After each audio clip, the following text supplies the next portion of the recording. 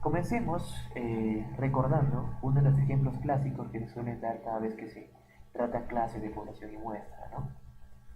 Supongamos que tenemos a un sujeto X, vamos a ponerle Ana, que acude a un supermercado o al mercado de su localidad, de su distrito.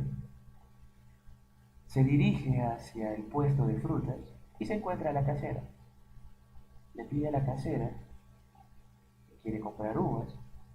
La señora le muestra varios racimos de uvas. ¿Y qué es lo que va a hacer Ana? ¿Va a coger una o va a coger todas?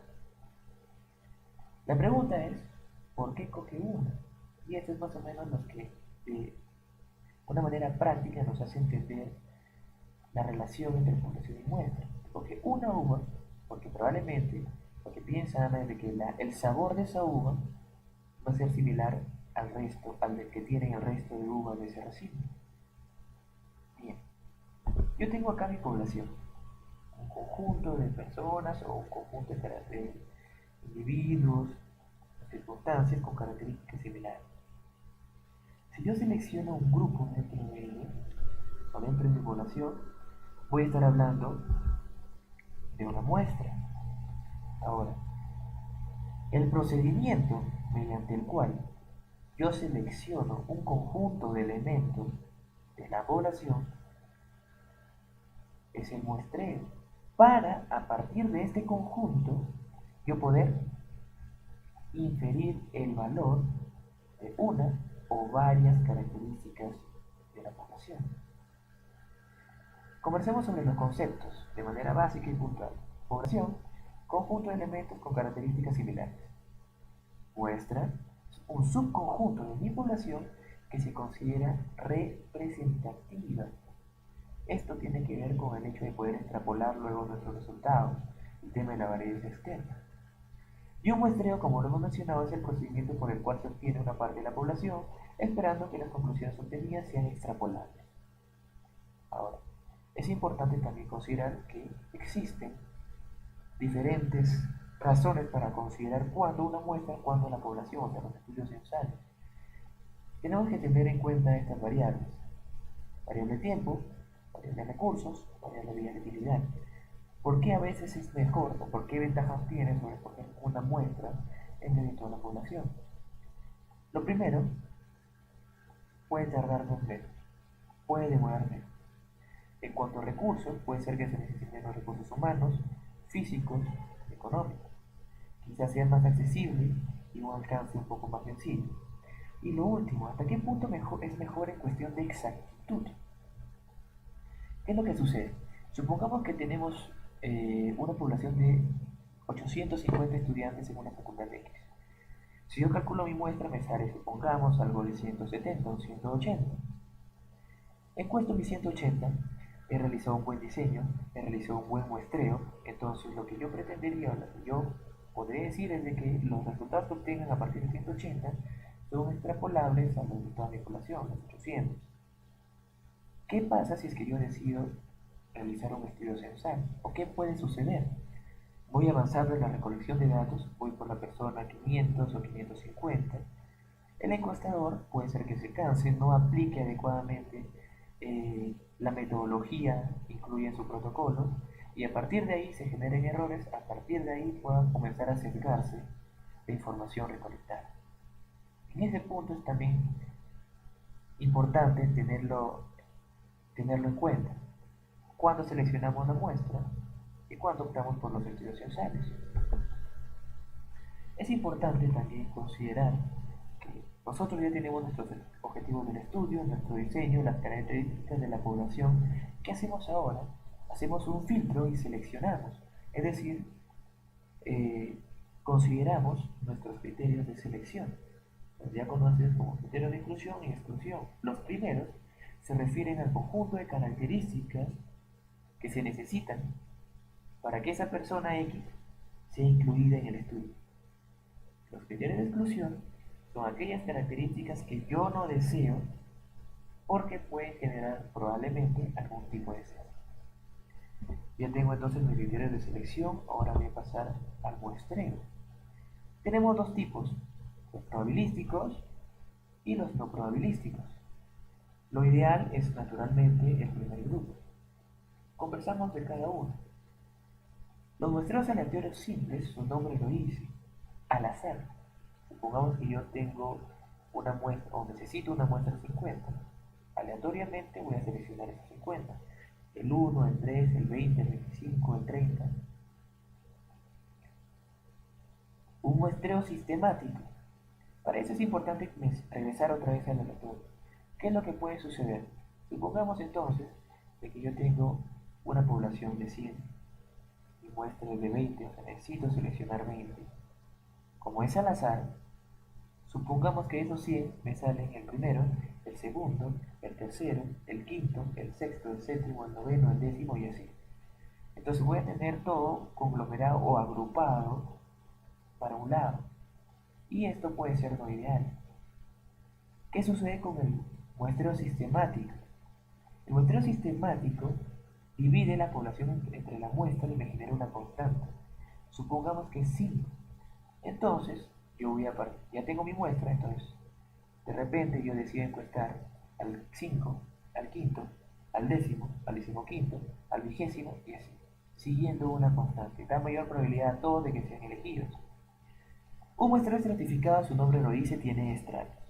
¿Qué son estratos? Subgrupos de una población de estudio con características X. ¿Cómo yo puedo seleccionar mis estratos? Pueden ser de acuerdo a variables sociodemográficas, de repente sexo, de repente grupo etario, cualquier otra característica, de repente año de estudio. Y un muestreo por conglomerados se da cuando la población es muy grande y de repente no tengo toda la información sobre sobre población. De repente solamente tengo aproximados. Mis unidades de estudio a priori pueden ser de repente vecindarios, centros poblados, distritos, entre otros. Pasando al muestreo no probabilístico, también tengo subgrupos. El primero su nombre lo dice, por conveniencia, lo que al investigador se le haga más fácil, lo que le convenga. Un muestreo por bola de nieve, ¿qué significa? Supongamos que yo quiero aplicar encuestas a egresados de una universidad X. No tengo la información de todos los egresados, sino de repente de los que fueron delegados. Yo le aplico mi instrumento a uno de esos delegados y una de las últimas preguntas es que por favor me facilite información de contacto o información de otros egresados que reúnan características X, Y, Z, que son las que estoy buscando, que son de mis criterios de inclusión, para poder encuestarlos. Y ese proceso lo repito. Que es un muestreo por casos consecutivos, su nombre también lo dice, correlativamente, hasta completar mi muestra. Voluntarios, también su nombre lo dice. Ahora bien, pasamos a ejemplificar o graficar lo mencionado anteriormente. Tengo acá mi aleatorio simple, entonces. Supongamos que yo tengo, una población aproximada de 270. Necesito seleccionar una muestra de 20 y al azar. 20 o 22. Y al azar he seleccionado mi muestra, he identificado a quiénes son los que yo le voy a explicar el instrumento, encuestar, entrevistar, lo que sea. El sistemático les mencionaba a partir de una constante. Supongamos que en este caso es 100, el séptimo, el cuarto y el vigésimo primero. Un muestreo estratificado. Tenemos aquí nuestros estratos, el estrato 1, estrato 2, estrato 3. De repente, estos estratos son años de estudio. De repente, este es mi primer año, mi segundo año y mi tercer año. Aquí pueden tomar en consideración que mientras más grande es el estrato en cuanto a números de personas, naturalmente más grande van a ser la cantidad de participantes a incluir.